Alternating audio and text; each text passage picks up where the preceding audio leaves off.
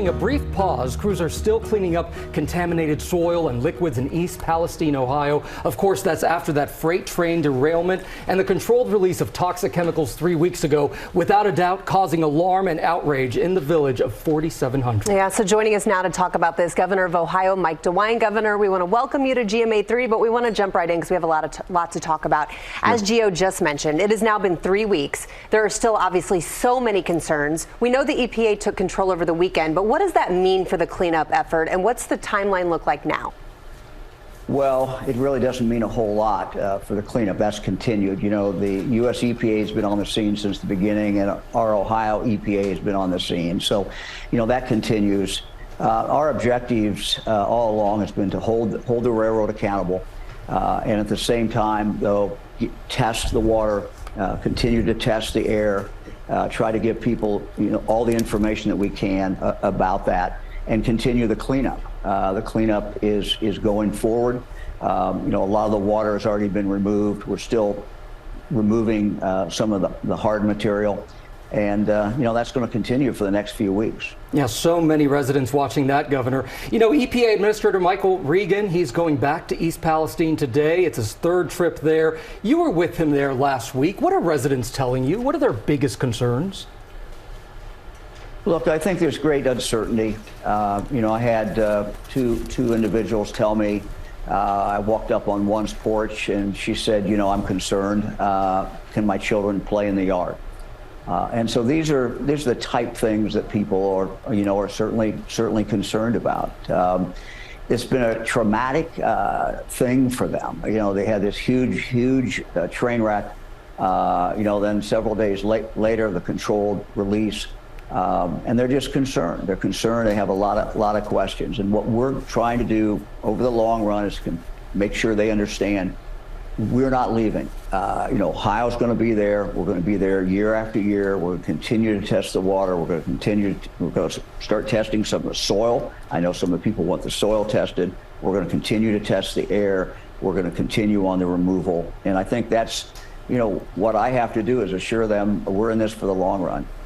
Many are concerned about the impact on their health. You mentioned the woman asking about her child playing in the yard. We know tens of thousands of animals in that area have died. So what exactly will you do to reassure the people beyond testing the soil? How do you help them understand in the long term? Yeah, let me just clarify a little bit on the animals. Really what we had died, we had a significant fish kill. Most of the fish were about this size. The minnows, and you know, that was an event that occurred at one point. To our knowledge, we have not seen any additional fish kill after that. There's been several animals that have been reported have died. We have now taken those. I talked to our agriculture director today. Some of those tests are already done, and they showed nothing as far as it was just natural causes.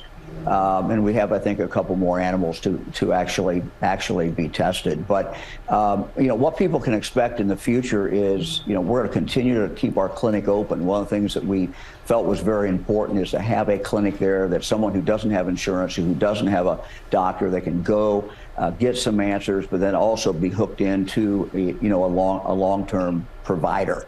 We're going to insist that the railroad continue to pay. You know, it was their train, it's their track, it was their wreck. You know, they owe that to the people of East Palestine. Governor, let's talk about that, because you've said the rail company, Norfolk Southern, is, quote, responsible for this crash and any damage that's been done. Now, 3 weeks in, what's your relationship with the company like? Is Norfolk Southern doing what you've asked so far? Well, I keep asking my team, are they paying the bills? And so far, to our knowledge, that is what's occurring. And if that doesn't occur, then we're obviously going to have to deal with that.